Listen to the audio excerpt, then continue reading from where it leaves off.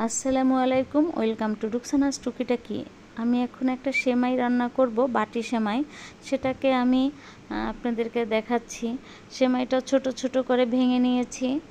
তারপরে এটাকে অনেকখানি ঘি দিয়েছি, কয়েক চামচ ঘি দিয়ে এটাকে ভেজে ভেজে একটু লাল করে নিয়েছি।